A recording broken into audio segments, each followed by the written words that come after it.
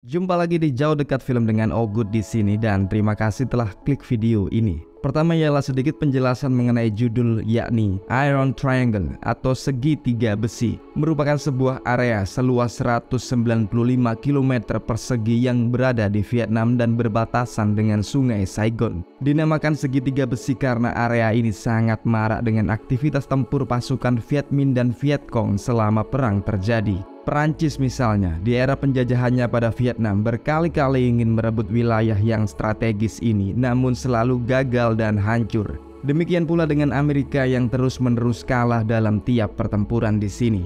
Hingga akhirnya sebuah misi tiba untuk seorang kapten di mana ia diharuskan membawa pasukannya menyerbu sebuah desa yang terletak di tengah segitiga besi. Namun sayang, perjalanannya bisa disergap oleh Viet Cong, membuat seluruh anak buahnya mati dan ia sendiri malah ditawan selama berhari-hari. Nah, kita simak bersama apakah kapten ini bisa menyelamatkan diri dari Viet Cong dan apakah Amerika bisa mencuri kemenangan di area segitiga besi ini.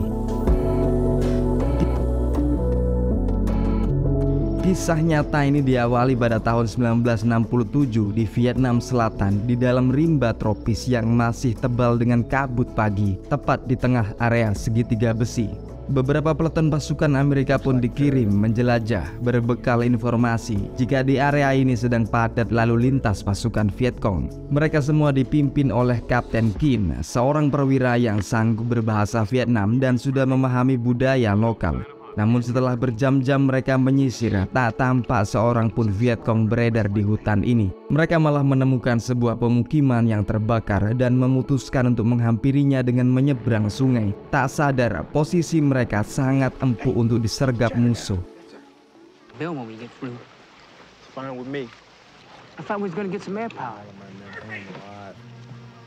Dan memang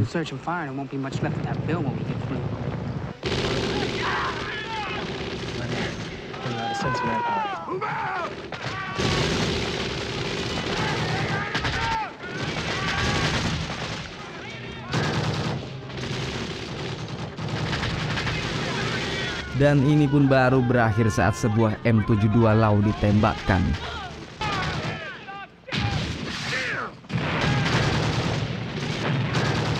Ini disusul dengan pergerakan para prajurit Amerika yang mempenetrasi rumah-rumah lainnya.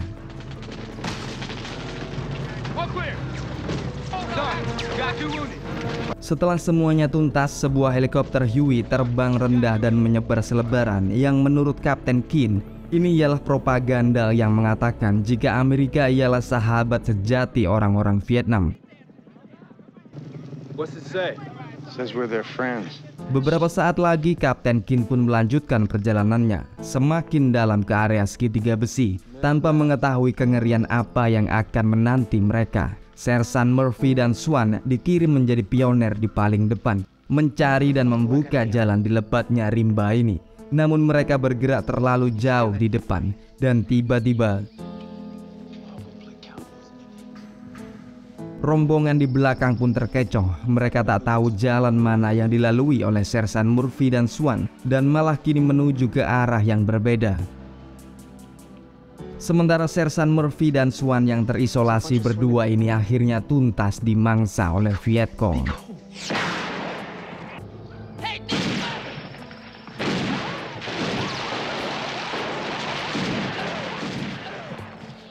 Berikutnya muncul pemburu mereka, seorang Viet Cong muda bernama Ho yang langsung merampas perlengkapan mereka dan mencuri sebuah senapan Thompson dari mayat Swan. Dan perlu diketahui juga jika cerita di film ini didasari dari jurnal perang yang ditulis oleh Ho semasa ia menjadi prajurit Viet Cong. Puas dengan hasil dua orang serdadu Amerika ini, Ho pun kembali ke markasnya, jauh di jantung hutan segitiga besi. Ia bertemu dengan kawan-kawannya yang turut senang dengan hasil pengintaiannya kali ini. Sebelum akhirnya tiba Khoi, seorang ofisial Partai Komunis Vietnam Utara yang ditugaskan bersama Viet Cong di area ini. Khoi ingin merebut Thompson rampasan Ho, mengatakan jika senapan legendaris ini tak pantas dipakai oleh serdadu krucu semacam Ho. Tapi Ho pun menantang balik dan meminta permasalahan ini diputuskan oleh Kapten Tuong, perwira tertinggi Viet Cong di sini. Mereka berdua pun masuk ke dalam terowongan menuju bunker perwira, meminta penilaian dari Kapten Tuong. Tapi bagaimanapun setelah bertemu dengan Kapten Tuong, Thompson ini tetap menjadi milik Ho karena ialah yang merampasnya dari tangan musuh. Meski Choi ialah petugas partai yang dihormati di sini, tak pantas rasanya untuk merebut hasil kerja orang lain. Lagi pula Choi memang sangat jarang bertempur. Ia disibukkan dengan agenda partai komunis. Sedangkan Ho ialah kerucu yang menghabiskan waktunya di garis depan. Thompson ini jelas lebih berguna di tangan Ho. Dan dengan ini pula, Tuong ingin menguji keberanian Choi. Ia menugaskannya dalam misi berburu bersama Ho. Keduanya diharuskan menghabisi seorang petugas partai yang berkhianat bernama Chow. Maka tak lama kemudian di sebuah perlintasan, lewatlah sebuah bus yang sudah diintai. Dan langsung saja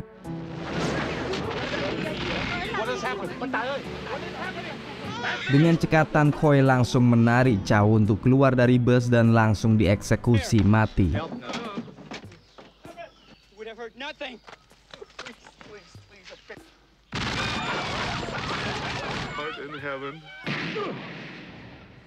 Pada malam harinya, Choi dan Ho kembali ke markasnya dan melaporkan jika misi mereka sudah berhasil. Tapi ada kabar buruk kali ini. Amerika sudah menemukan posisi markas mereka. Maka esok hari semua Vietcong di sini harus pindah ke barat ke arah desa Metang dan membangun markas baru. Tapi sebelum itu mereka semua mengadakan perayaan di sini. Sebuah aksi teatrikal berbau paham komunis dan revolusi perjuangan sedang digelar. Dibuka dengan pidato berapi-api dari Choi. Tapi belum tuntas kemeriahan tengah rimba ini, sebuah flare tampak ditembakkan, disusul dengan Huey Amerika yang mengintai dari atas.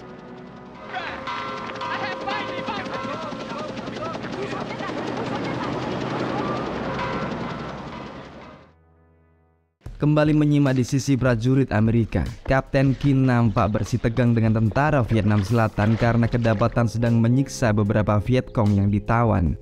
Kim melarang mereka karena ini ialah tawanan yang didapatkan oleh serdadu Amerika dan hanya Amerika yang boleh menginterogasinya. Tapi Kapten Duc melawan dan mengatakan jika tanah yang diinjak sekarang ialah tanah Vietnam Selatan, maka hanya tentara asal Vietnam Selatan yang berwenang di sini.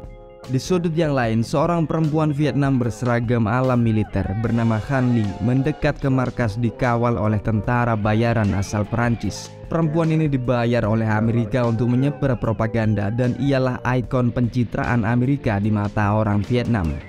Selanjutnya tentara bayaran Perancis ini pun menemui Kapten Kim dan berkenalan, mengatakan namanya ialah Jacques. Dan ia memohon izin untuk melintasi base camp ini. Ia kini bertugas sebagai pengawal Han Ly dan bukan militer Perancis. Dan melanjutkan ceritanya jika dulunya ia pernah bertempur di Dien Bien Phu, salah satu pertempuran paling brutal antara Vietnam melawan Perancis yang akhirnya membuat Vietnam terbagi antara Vietnam Utara dan Vietnam Selatan.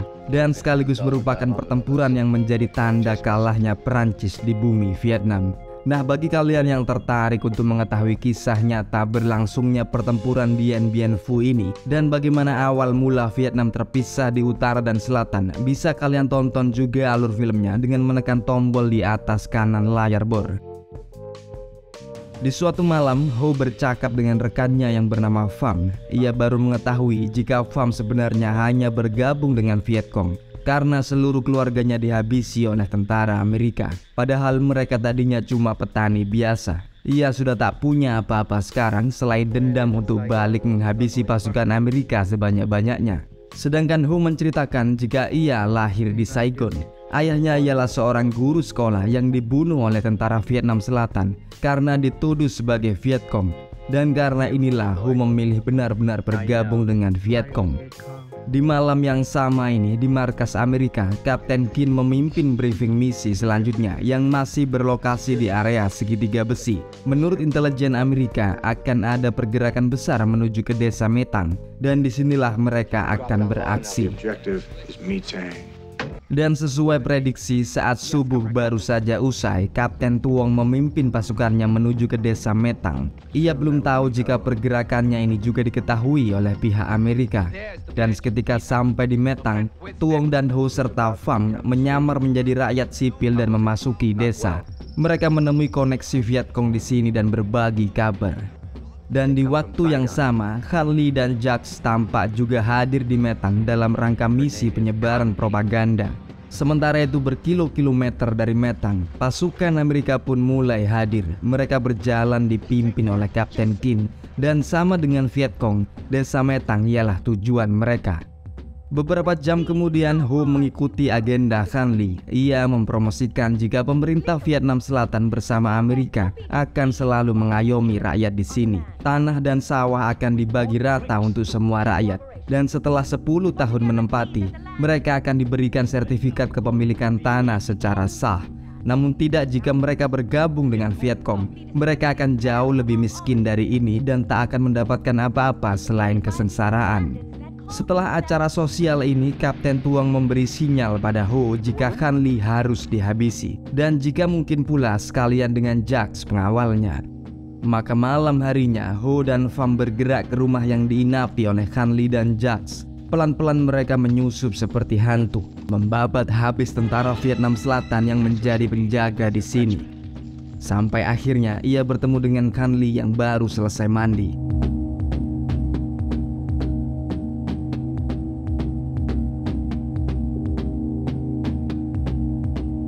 Dan setelah Han Lee beres, giliran Jacques menjadi sasaran.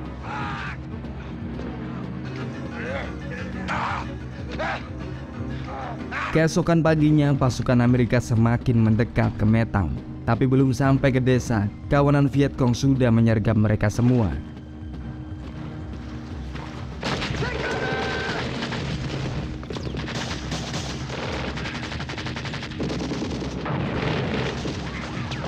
Korban berjatuhan di pihak Amerika, sementara Kapten Kin malah terpisah dari anak buahnya. Ia terisolasi di kepung Vietcong dan akhirnya alhasil tak ada yang tersisa dari barisan Amerika ini kecuali Kapten Kin sendiri yang kini menjadi tawanan dan dibawa berjalan selama berhari-hari hanya untuk rutin disiksa pada malam harinya.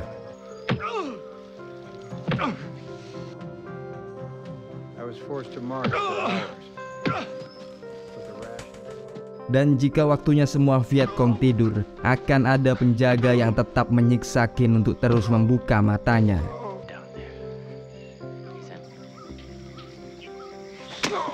Tapi Ho tahu jika ini ialah tawanannya dan bukan tawanan Hoi. Seharusnya ia yang bertanggung jawab dalam interogasinya. Lagi pula tawanan kali ini ialah seorang kapten yang jelas berharga kepalanya. Saat tengah malam ketika penyiksaan larangan tidur terjadi, Ho datang dan memberi makanan kepada Kin yang entah berapa hari sudah kosong perutnya ini. Ho mengatakan jika Kin bisa saja membunuhnya pada pertempuran tempo hari, tapi kenapa ia tak melakukannya? Dan sebelum pertanyaan ini dijawab oleh Kin, Hoi datang dan sekali lagi melarang Kin untuk makan dan tidur. Setelah ini Ho meminta tolong kepada Pham untuk melaporkan semuanya yang terjadi kepada Kapten Tuong di markas besar. Bagaimana Hoi menyiksa tawanan tanpa memperoleh manfaat dan bagaimana mereka berdualah yang sejatinya menangkap tawanan ini, bukan si brengsek Hoi. Lalu ia kembali lagi menuju Kapten Kin dan membuka tali ikatannya, memberikan isyarat untuk kabur bersama. Selama berjam-jam keduanya berjalan dengan kecepatan tinggi. Ho sendiri tak peduli dengan Kin yang sudah lelah dan hampir mati. Entah berapa kilometer mereka menembus semak, pohon, dan belukar, hingga mereka berdua bertemu dengan seseorang tua yang tampak kelelahan menyeret sebuah karung goni, yang ketika ditanya oleh Ho, kakek tua ini menjawab jika isinya ialah mayat cucunya yang ditembak mati oleh Vietcong. Ia akan menguburkannya, tapi ia tak kuat untuk menggendongnya. Sementara di belakang, kawanan Hoi yang sadar jika Kin sudah menghilang bersama Ho langsung mengejarnya. Ia heran kenapa ada seorang Vietcong bisa bersimpati terhadap perwira Amerika.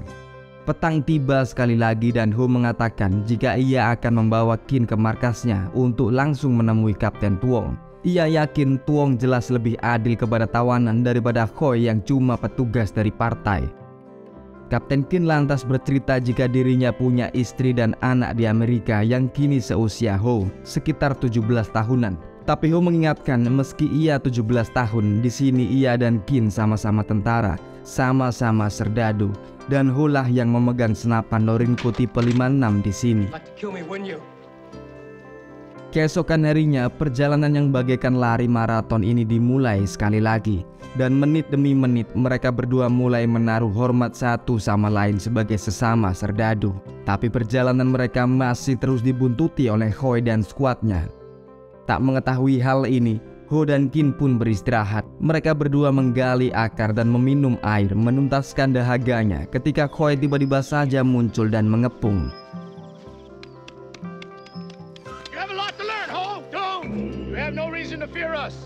Hoi dengan terang-terangan meminta Kin sebagai tawanannya dan menunjukkan jika ia punya hadiah untuk Ho.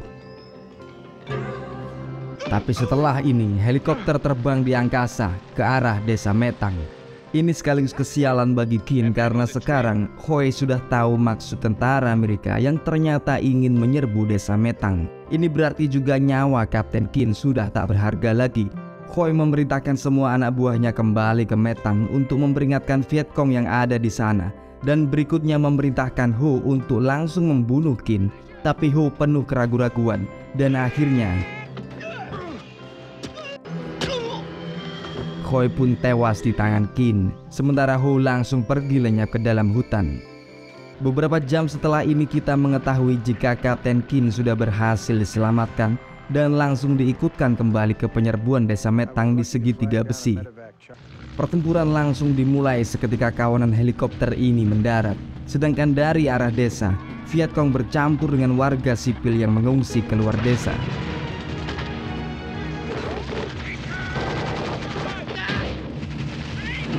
Ho sendiri pada akhirnya juga turut kembali ke Metang dan bergabung dengan unitnya lagi, turut merasakan bagaimana brutalnya pertempuran melawan satuan Kapten Kin.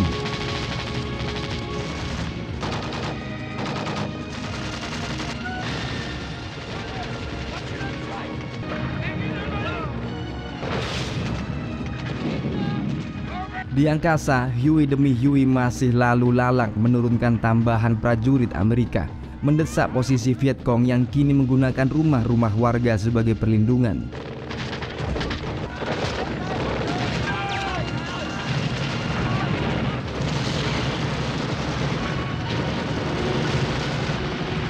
Dalam situasi yang kalah jumlah, pasukan Vietcong pun mulai mundur perlahan, termasuk Ho yang terus berlari keluar desa bersama dengan Kapten Tuong dan barisannya. Hingga mereka berjaga di seberang sungai belakang desa dengan Ho menyandang senapan mesin M60 seakan mencari mati sendirian.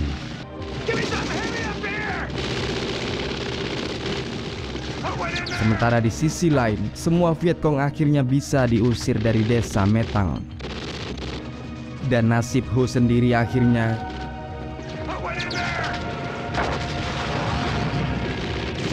di sudutnya Kapten Kin memanggil bantuan udara yang langsung melepas napalmnya.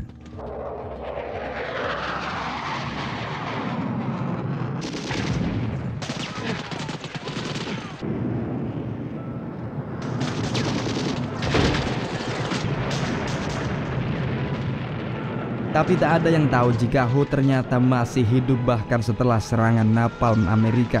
Dalam sekaratnya ini ia merayap mundur mati-matian, menghindar agar tak ditangkap oleh pasukan Kapten Kin. Meski pada akhirnya Kin dan anak buahnya bisa mengejar dan mengepungnya. Ho kini menggenggam granat di tangannya, namun seketika ia ingat wajah Kapten Kin, ia mengurungkannya. Dan Kin pun memanggil bantuan medik untuk menyelamatkan remaja 17 tahun ini. Dan dikisahkan jika setelah ini Kapten Kin tak pernah lagi bertemu dengan Ho. Ho menghilang entah kemana, yang ada dan tersisa hanyalah buku jurnalnya yang menginspirasi kisah di film ini. Nah Bor, sampai di sini dulu konten kita kali ini. Jika kalian tertarik menyimak pertempuran lain di bumi Vietnam, sudah Ugut siapkan playlist perang Vietnam di layar kalian. Sampai jumpa di lain kesempatan. Wassalamualaikum, yuk, bye.